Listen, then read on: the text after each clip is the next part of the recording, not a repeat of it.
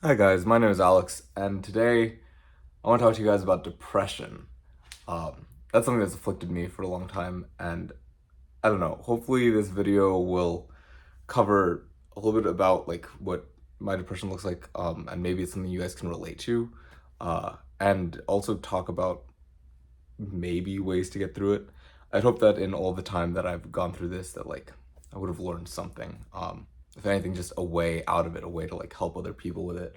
Um, but seeing as I am immensely stressed right now, which is unfortunately not an uncommon thing and not uncommon for people my age, or our age, it's something we need to learn how to cope with, because it's gonna it's gonna happen no matter what, unfortunately. Um, so hopefully, at least this first part is relatable, and you find some solace in knowing that you're not the only one that goes through it. But what mine looks like is immense stress that prevents me from eating or digesting food well. It prevents me from sleeping well. I wake up multiple times a night.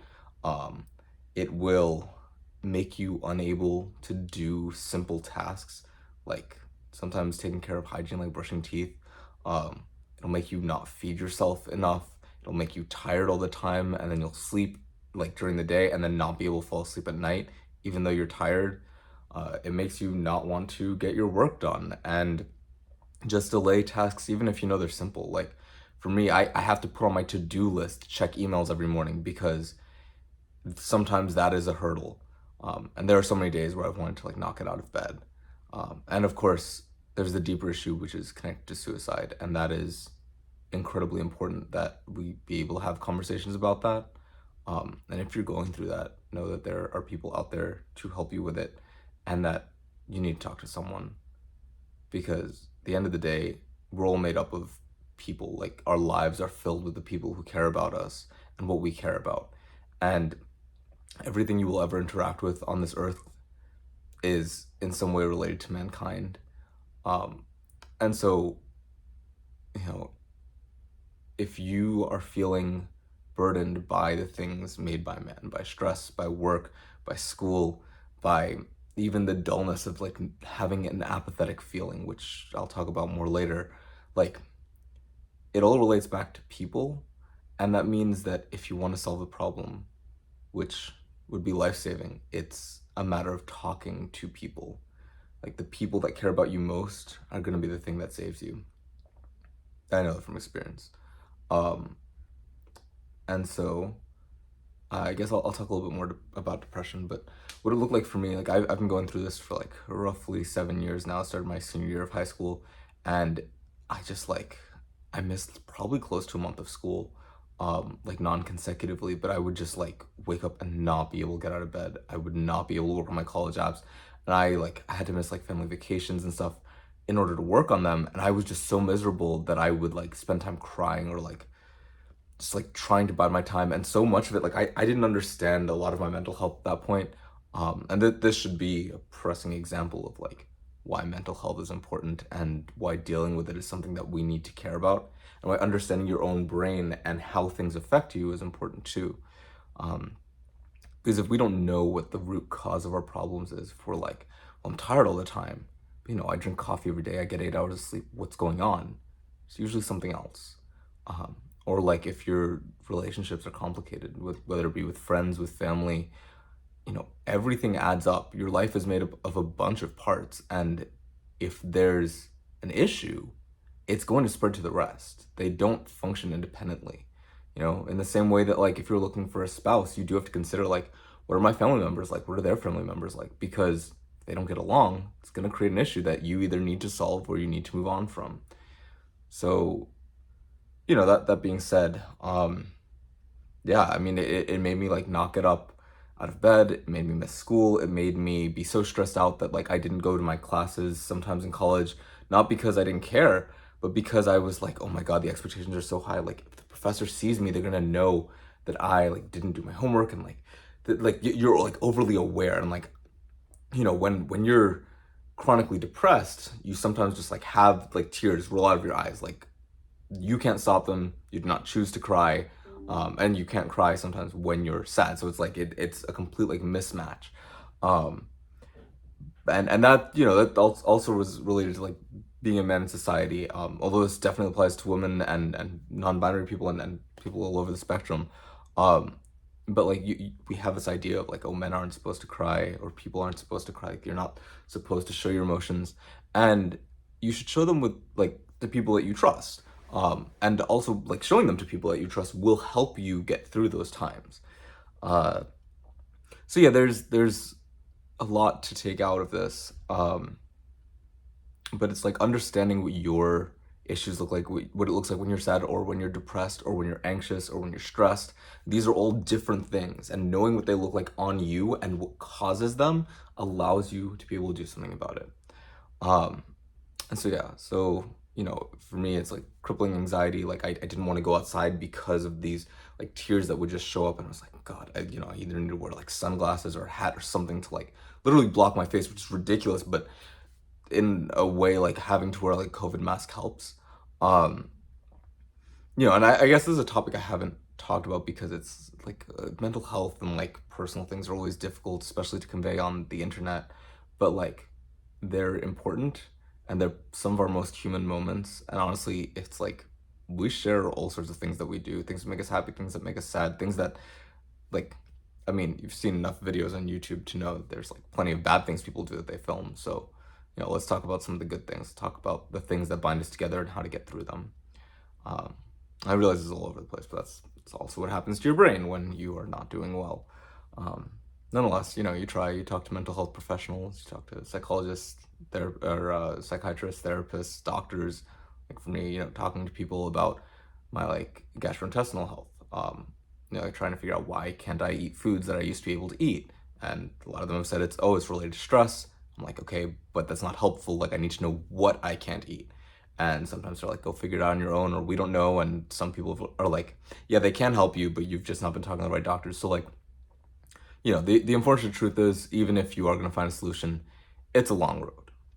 But this part of the video is going to be the motivational side, which is that, if your stress comes from work, know that it will end, and that in everything that you do, there's something to find that's enjoyable. If it's like rote work that you're doing with your hands, or it's like simple and you're doing it over and over again, then you can find solace in that repetition. It's easier to just kind of let yourself go and just become a machine, do the same thing over and over again, and then you have time to think. If you're worried about not being able to like perform, like for me, it's like working on my resume because I'm getting a job now, hopefully. um know that you are as qualified as everyone else. Some people have done more important things, but it's important from a certain angle. Whatever time they spent running a company, you spent with your kids or with your family, or you spent on social media, which makes you better at social media than someone who didn't.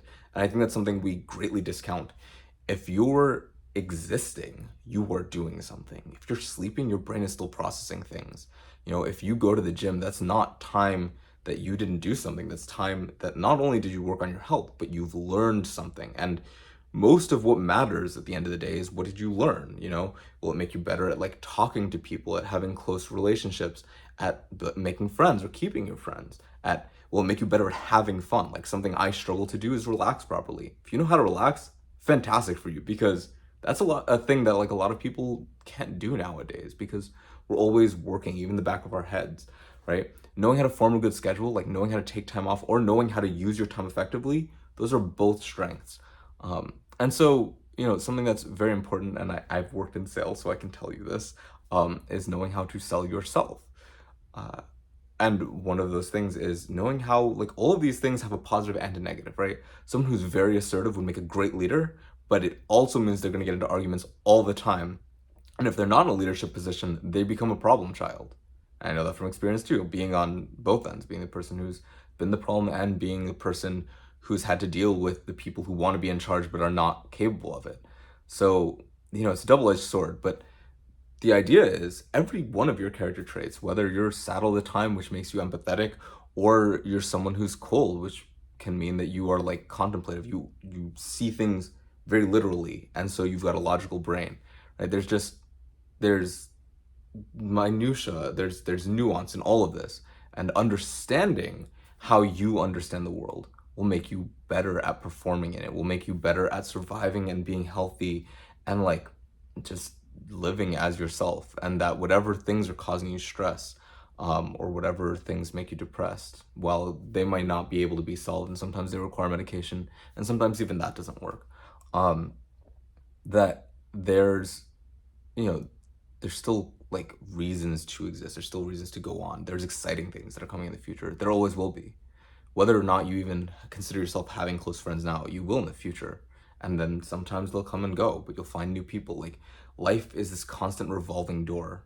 And for us to stop hurts more. It doesn't seem like it at first. It's like, oh, I can bear the pain of not moving more than I can bear the pain of the effort it takes to get started.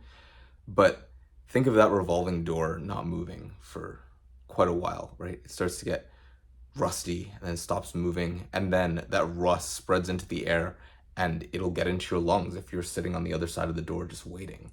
But if you keep going in and out and you breathe the fresh air and you go in through the revolving door into work and you become productive and you meet the people who go through those doors too, you'll have an interesting life.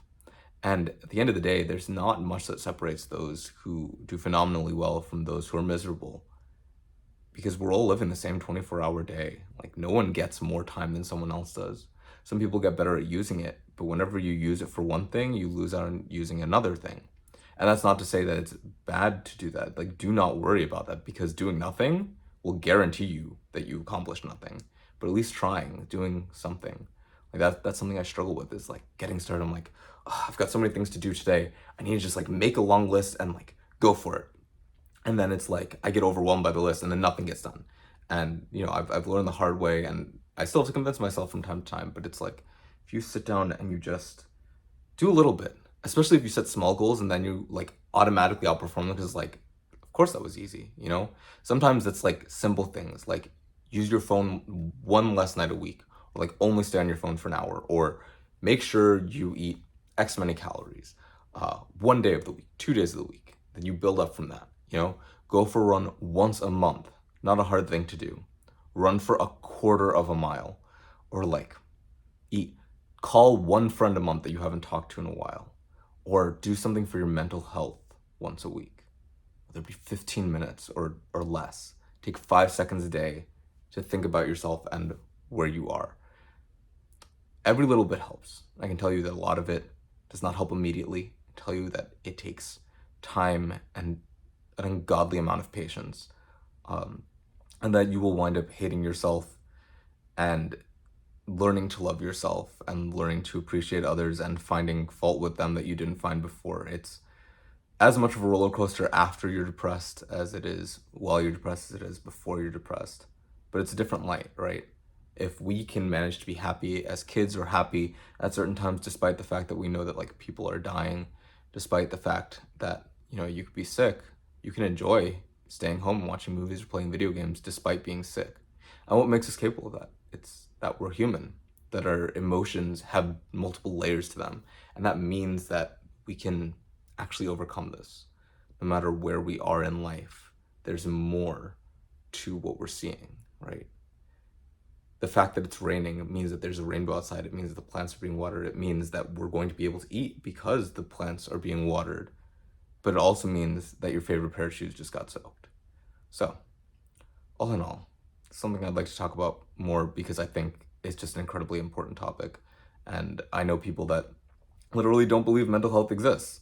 But I hope that in some way you may have found solace in hearing these words and knowing that there are other people that go through either what you go through or something similar, and that there's also ways out of it.